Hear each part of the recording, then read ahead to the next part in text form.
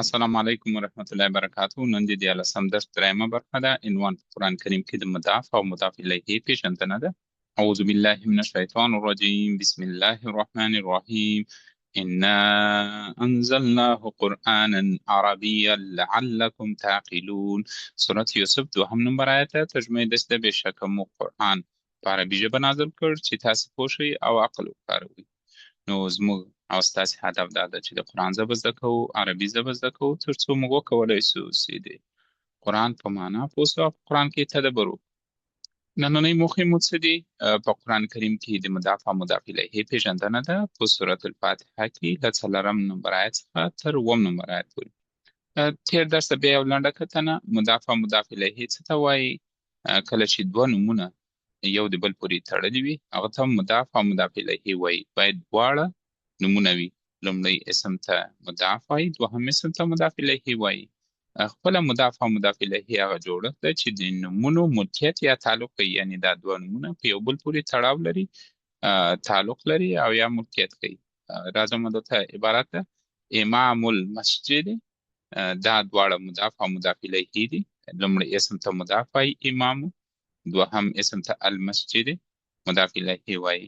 نو زه راځم لومړی دا ترجمه کوم. امام، المسجد جومات. نو دا دال دلته دا د دال کلمه وینئ. دا په دې خاطر چې کله دا په عربي کې نسته، کله چې موږ ترجمه کوو دا موږ ور اضافه کوو دا د دال کلمه. دا ملکیت ښیي، تعلق ښیي. نو دا اوس څنګه زه ترجمه کوم؟ د جومات امام. بل د مضاف او مضاف الیه ځانګړتیاوې څه دي؟ لکه په تېر درس کې چې مو وویل باید سپک اسم وي، تنوین نه اخلي، د جمع نوم نه اخلي، چې د مذکر اسمونو د سپک ډول یې دلته ده. تنوین په کوم حالت کې نه اخلي؟ په مفرد کې نه اخلي. لکه مسلمون و، مسلمو ده، مسلمه، مسلمي. او د جمع نون چې په مثنا کې مسلمه نونی نه ده اخیستی، مسلمی نونی حذف شوی، مسلمی نونی نسته. د جمع کې مسلمو نون حذف شوی، مسلمی نونی حذف شوی، مسلمی نونی نسته. او ال ناخلی د مضاف الیه یوه ځانګړتیا ده چې د دال نه وروسته کلمه تل په جر حالت کې. جر په څه معنا؟ چې کسره یا کسرتین. په سورة الفاتحه کې د مضاف او مضاف الیه پیژندنه ده. په 4 نمبر آیت کې اعوذ بالله من الشیطان الرجیم بسم الله الرحمن الرحیم مالک یوم الدین. زه دلته راځم دا ترجمه کوم د جزا د ورځې مالک دی. زه اوس راځم دا مالک یومي دې ته مضاف او مضاف الیه وایم. دا دواړه راخلم دا مې سره واخیستو. دا عبارت ده یعنی جمله نه ده. نو موږ لومړی اسم ته شي وایي مضاف وایي مالکي، دوهم اسم ته هم یومي وایي. مخکې له دې چې د ترجمې ته ولاړ سم لومړی راځم چې د مضاف ځانګړتیاوې پوره کوي. که مضاف ځانګړتیاوې څه وي؟ چې سپک اسم وي، د جمع نون اخلي او ال نه اخلي. آیا دلته تاسې تنوین وینئ یا اضافي نون وینئ؟ نسته. ال زه دلته نه وینم. نو دا په حالت شي کې ده، سپک حالت کې ده، یعنې سپک اسم ده چې کسره لري. دا د مضاف ځانګړتیا پوره کړئ. دوهم اسم ته راځم یومي مضاف الیه. راځم ځانګړتیاوې د ګورم چې د دال نه وروسته کلمه تل په جر حالت وي، یا کسره وي یا کسرتین وي. آیا دا دوهم اسم د مضاف الیه ځانګړتیا پوره کړه او دغه د څه ده؟ په حالت چې کې ده، کسره کې ده. نو اوس راځم زه دا څنګه ترجمه کوم؟ مالکي مالک، یومي ورځ. دا دال ما ولې ورسره اضافه کړه چې دا په عربي ژبه کې نسته؟ دا ملکیت ښیي د دوو اسمونو ترمنځ. نو اوس دا څنګه ترجمه کوم؟ دا داسې ترجمه کوم چې مالک د ورځې. بس لای ته ځو. په سورة الفاتحه کې د مضاف او مضاف الیه پیژندنه وکړه په 4 نمبر آیت کې. اوس راځم چې یوم الدین دا زه څنګه کولی شم چې آیا دا مضاف او مضاف الیه ده که یا؟ دلته وګورئ دا منځنۍ کلمه یومي د مالک لپاره مضاف الیه ده، د دین لپاره څه ده؟ مضاف ده. زه دا دلته تشریح کوم.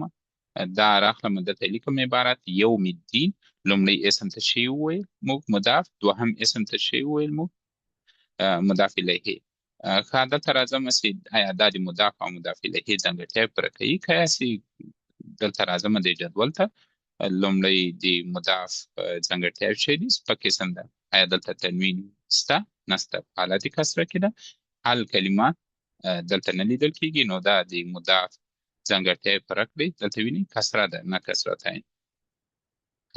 دوهم اسم ته راځم. کله چې دوهم اسم ته راسم دلته ګورم الدین چې ده مضاف الیه ده. دلته راځم د جدول ته چې آیا د مضاف الیه ځانګړتیا پوره کړي که یا د دال نه وروسته کلمه تل په جر حالت کې جر په څه معنی چې کسره یا کسرتین وي.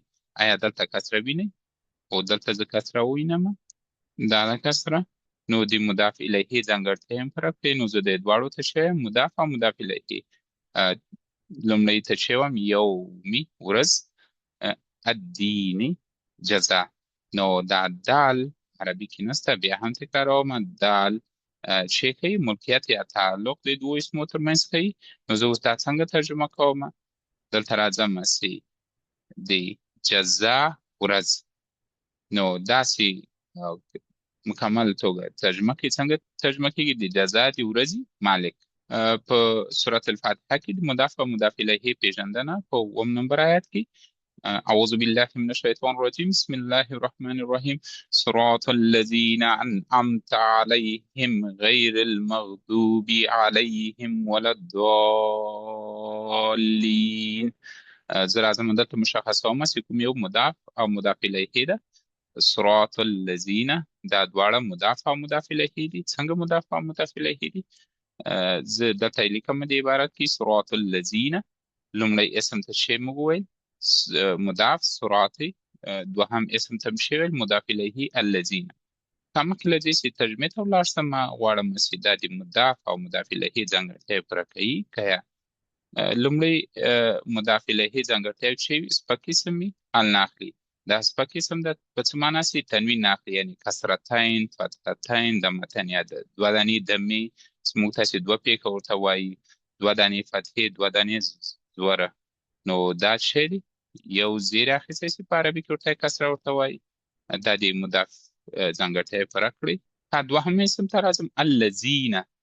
نو دلته راځم چې دال نه وروسته کلمه تل په جر حالت وي، یا کسره یا کسرتین ولري. دلته الذین ده، دلته فتحه لري. نو دا زه څنګه وکولی سم؟ دا خو نه کسره ده نه کسرتین. کوم چیرې په یاد وي موږ دې ته شی اسماء الموصوله، یعنی دوه جملې سره وصل کوي. د دې حالت څه ده چې به دلته ولیکم. که چیرې مو دا دې ته غیر انعطاف منونکي اسمونه وایي. غیر انعطاف منونکي اسمونه څه دي؟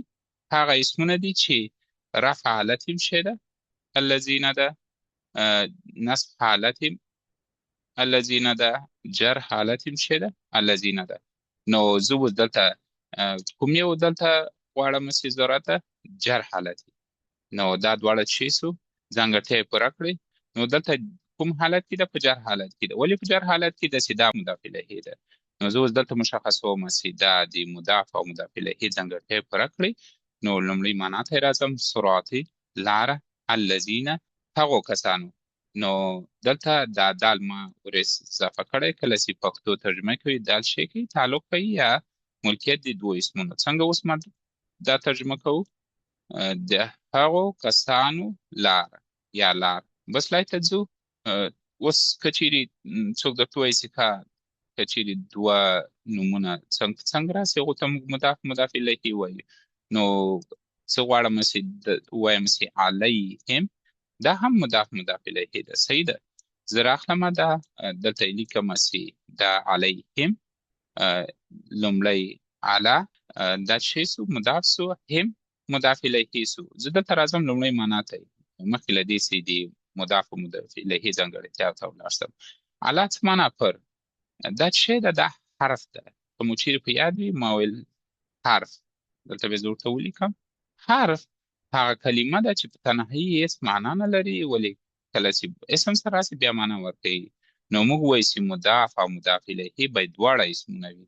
نو دا حرف ده، نو دا بل اسم ده. باید دواړه اسم وي چې د مضاف او مضاف الیه ورته ووایو. نو دا دواړه مضاف او مضاف الیه نه دي. نو هر وخت که چیرې په قرآن کې مشخصه وي او قرآن تلاوت کوي دواړه باید شی وي، دواړه باید اسمونه وي. د نننۍ درس لنډیز په قرآن کریم کې د مضاف او مضاف الیه پیژندنه وکړه. په سورة الفاتحه کې له 4 نمبر آیت څخه تر 2 نمبر آیت پورې. یادونې: زموږ درس د قرآن کریم آیتونو ګرامري تحلیل ده. وخت به له 5 تر 10 دقیقو پورې وي. منبع به قرآن کریم وي. خپلې ټولې یادونې او پوښتنې په کمنټ کې راته ولیکئ. نننی درس همدلته پای ته ورسېد. تاسو ته ښه وخت غواړم. په دعاو کې مه هېروئ. خدای حافظ.